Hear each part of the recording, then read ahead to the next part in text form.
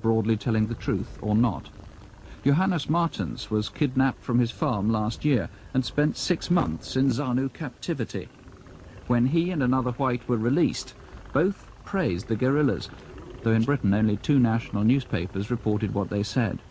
Now out of danger, and presumably to the bewilderment of most of his white compatriots, Mr. Martens still insists that the guerrillas did not live up to their terrorist image.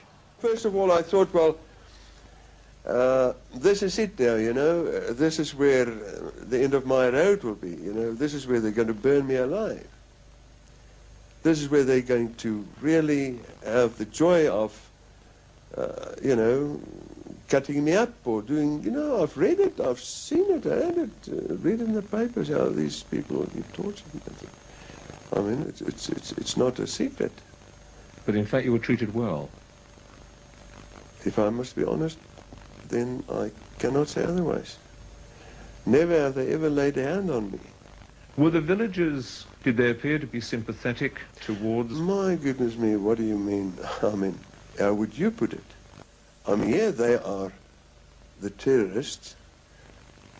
Yeah, they come and get these people together. They are rejoicing, to put it, you know, at the least. I mean, these people were shouting and laughing and happy, and they were actually rejoicing.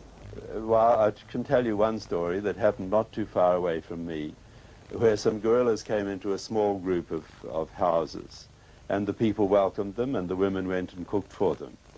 There was a poor old sub-chief there whose job it is to report anything that's wrong. And if he didn't report this, he knew that he could be put into jail for 20 years, and now that we've got martial law in some areas, if he'd lived in one of those areas, he could be hanged. So he quietly took his bicycle and went off and reported it to the authorities, thinking that they would let him go back and perhaps send some soldiers back with him, but by that time the guerrillas would be away. However, they kept him at the center, and they sent out some soldiers dressed as guerrillas, who, when they entered the village, of course were received as true guerrillas would be received.